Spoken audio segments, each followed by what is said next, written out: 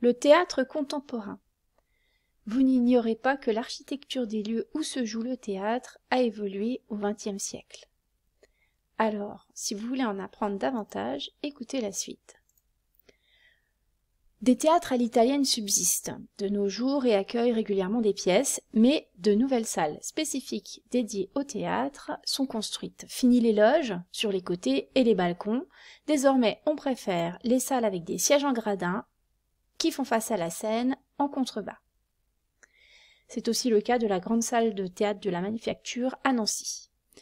Elle peut accueillir jusqu'à 354 spectateurs et des strapontins, des sièges pliables, se trouvent de chaque côté.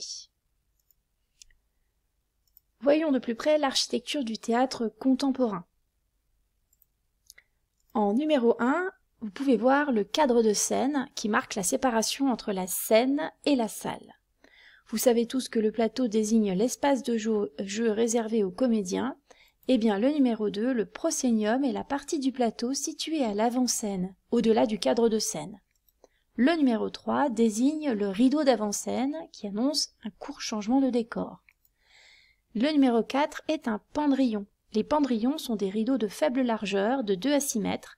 Ils sont souvent en velours noir et sont placés de chaque côté de la scène pour cacher les coulisses. Le numéro 5 montre une rue. Les rues sont les parties du plateau constituées de trappes amovibles qui peuvent s'ouvrir pour laisser monter des décors des dessous de scène. Et justement, le numéro 6, ce sont les dessous de scène qui constituent l'espace situé juste sous le plateau. Ils peuvent comprendre plusieurs niveaux. Des trappes, qui sont logées dans le plateau, peuvent permettre d'y accéder ou d'en sortir directement. Les passages qui sont ainsi ouverts peuvent aussi être empruntés par des éléments de décor ou des accessoires. Au-dessus du plateau se trouvent les cintres.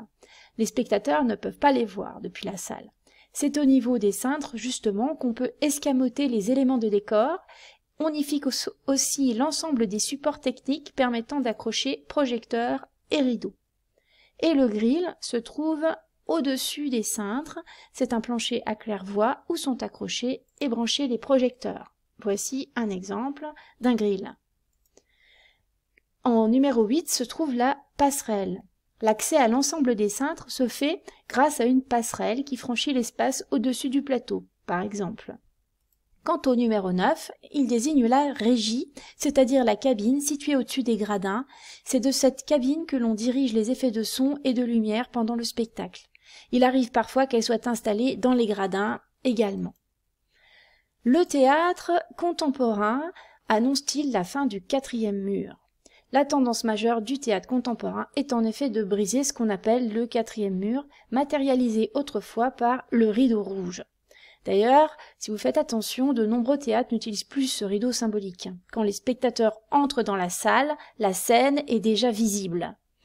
C'est-à-dire que la frontière entre les spectateurs et les acteurs, entre la salle et la scène, n'existe plus. En effet, la scène s'élargit aussi vers le public et les va-et-vient des comédiens du plateau vers la salle sont très fréquents pendant le spectacle. On dit que le 4e mur tombe.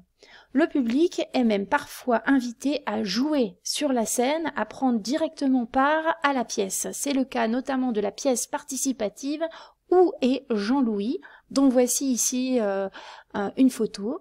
Il s'agit d'un article tiré du Parisien.